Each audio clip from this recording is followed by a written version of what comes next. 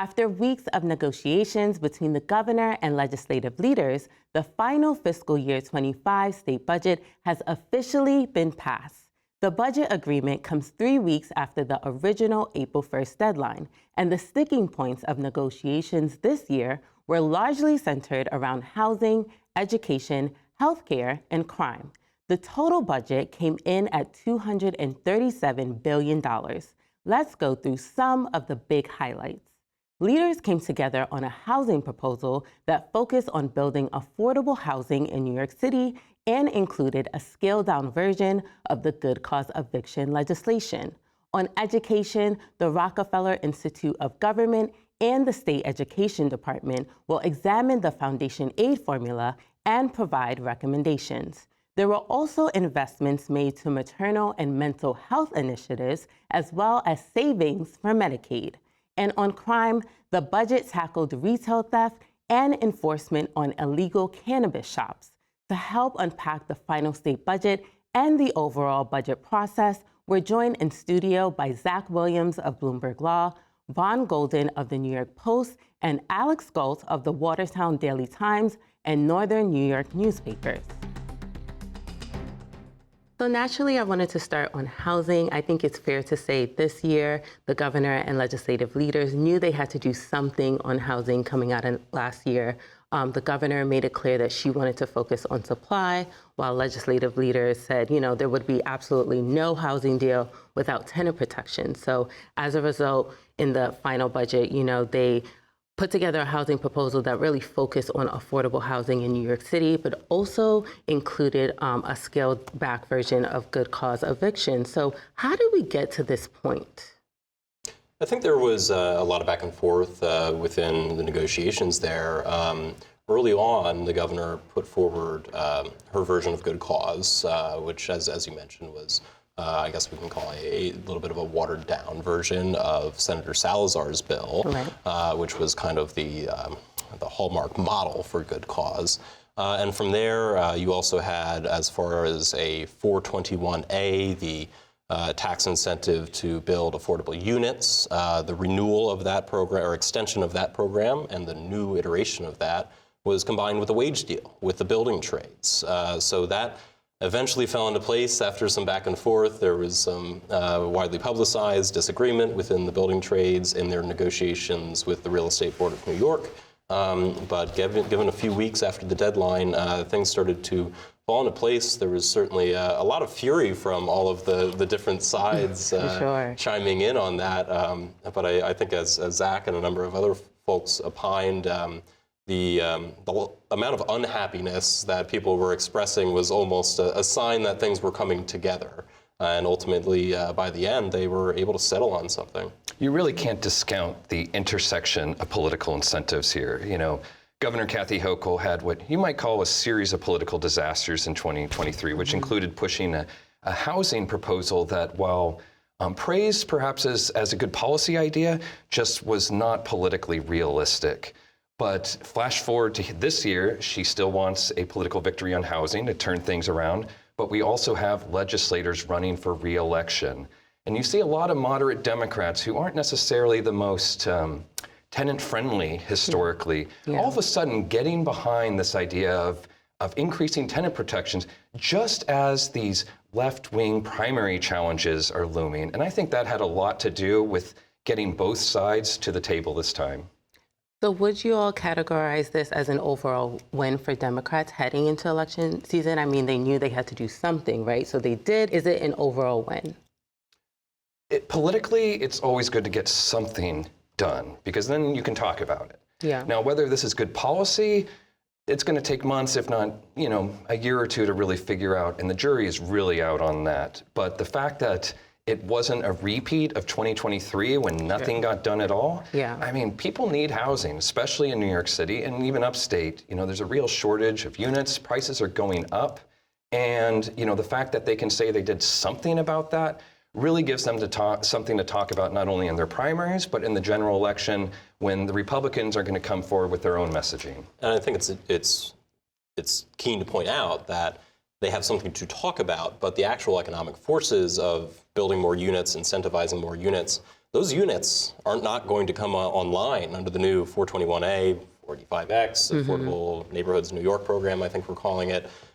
Those units aren't going to come on for years. So actually seeing the economic effects of adding supply to the housing market aren't going to happen until maybe even Governor Hochul's out of office. Call that a political shield, you know? Right. If you can't quite decide, you know, if it's good or bad, you can keep talking about how it's great if you're Democrats. Yeah, and it was clear that there were so many competing interests when it came to housing. There was tenant interest, real estate interest, labor interest. So did anyone come out as a winner, or did everyone sort of get the short end of the stick in the housing deal? I think it's safe to say the building trades got a win with their wage floor deal.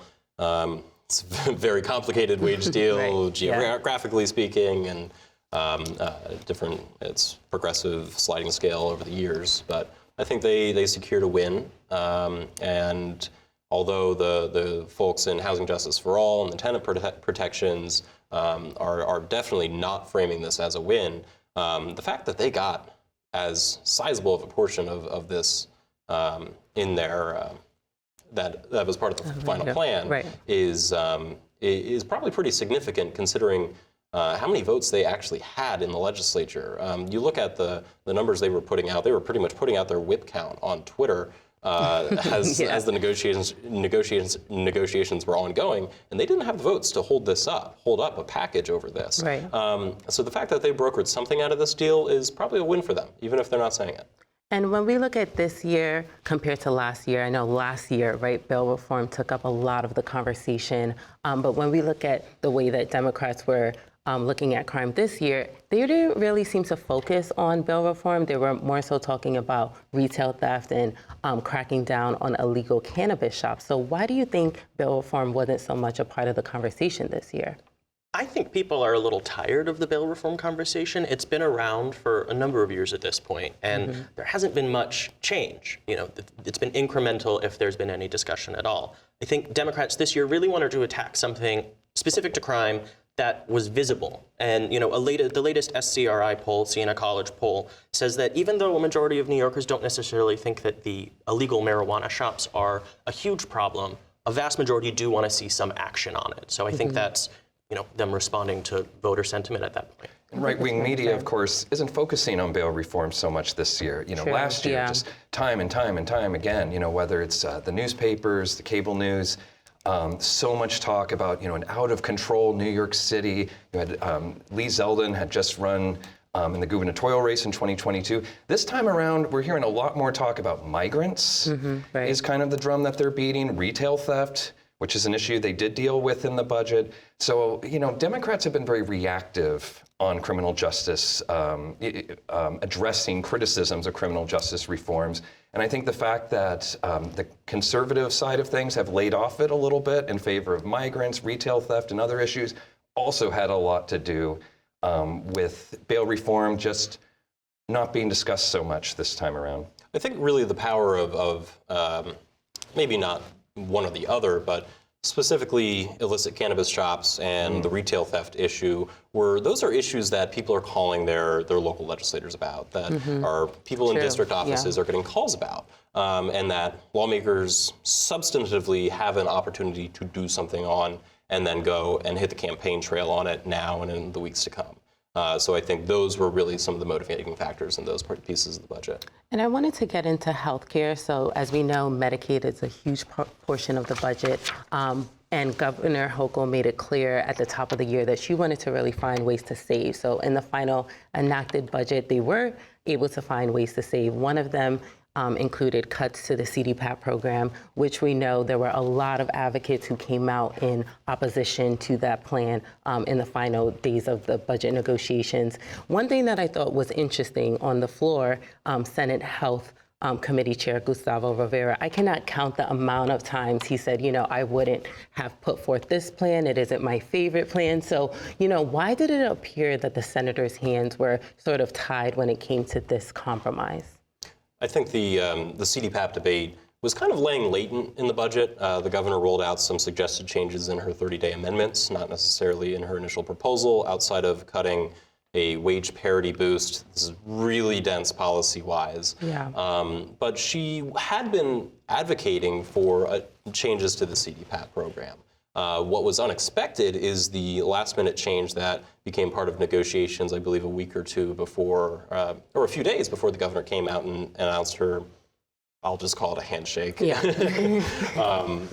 It was kind of surprising that came out at the last minute. So moving what are hundreds of these fiscal middlemen in this program down to one selected by the Department of Health was kind of a shock to a lot of folks. And you saw, as you mentioned, a lot of those advocates coming out. What perspired on the floor, or precipitated on the floor, was a kind of an interesting debate to watch because there wasn't a lot of nuance to that discussion. Actually, I happened to catch the debate you're referring to with Senator Rivera and Senator Pam Helming at the time, and neither of them could even call it its full name, the Consumer-Directed Personal Assistance Program. So there was a lot of nuance to that, and it came kind of out of the blue at the last minute, which was a surprising proposal. Neither the governor, nobody really was floating, and it's still trying to diagnose where exactly that plan to move to one fiscal intermediary came from. It's a model a lot of other states have, but there's a lot of concerns about what one firm will be picked to select a bunch of regional firms off of that. Now, I might just point out that whenever we talk about Medicaid, there's one party that matters probably more than even the legislature, and that's 1199 SEIU, the most powerful union in the state. And you know, as Vaughn pointed out, you had all these different providers go down to one. Interestingly enough, it's going to be a heck of a lot easier to organize, to unionize one provider versus this constellation of others. Right. Yeah. And not to protract this discussion, but one of the very interesting things was you had this group, I'm drawing a blank on the name off the top of my head, that stayed in the war room overnight. It was Thursday night into a Friday right before the governor announced her handshake. They represent independent living centers, which really started the CDPAP program. They stayed in the war room overnight advocating for their issue. The next morning, 1199 comes out with a statement supporting changes to the CDPAP program, but specifically outlining a carve-out for the independent living centers. Yeah. Part of the deal that ultimately came to fruition, there is a specific part of the budget that dictates there must be a carve-out, or there must be a subcontractor, fiscal intermediary for the independent living centers. And what about the items that didn't make it into the final enacted budget, such as the New York Heat Act and the child privacy laws that I know you have been following closely, Zach? Is there a path forward for these bills throughout the rest of the year? It's always easier to get things done in the budget. The governor just constitutionally has so much more leverage and really can drive an agenda and also just kind of distract with some issues and kind of get other issues in. Something that's interesting with the governor this time, again, compared to last year, was how she kind of picked her battles much more effectively. Right. Yeah. She quickly dropped a proposal to really upend how public schools are funded in the state. And she was really going to face a very tough lobbying campaign from the tech industry on proposed legislation on data privacy protections for children, restricting algorithmic social media feeds for kids. And for all the talk from the governor and Attorney General Letitia James, it was interesting how quiet they got in the final weeks, absent one event at the Capitol, on what they said was must-do legislation that I doubt at this point is really going to get addressed in the remaining weeks of the session. And unfortunately, we are coming up on time, but I wanted to hear from each of you. Did anyone come out as a winner? From my purview, it appears that the governor got a lot of the things that she wanted in the budget. She wanted retail theft, she wanted cannabis enforcement, she wanted housing. So is it safe to say that Hochul is the overall winner in this budget process? I think she certainly walked away with a lot of victories. I think you can't undercut that foundation aid change, the school funding change. She was really gung-ho on that and, said that a study would be kicking the can down the road, something she didn't want to do. And that is going to be up for debate again next year after the Rockefeller Institute finishes their study. So that becomes a battle for next year. I think the real winner out of this budget is labor across the board. UFT got provisions with an extension of mayoral control of New York City schools. Building trades got a wage floor within the housing deal, and 1199 possibly got 250,000 new dues-paying members out of the CDPAP program. Hard to follow up these guys, but I'd just point out tech industry, Meta, which owns Facebook, Google, They really scored some big victories here. If New York had restricted social media feeds for kids, that could have had national ramifications. These are companies that make billions of dollars from sucking data from children, selling it to advertisers.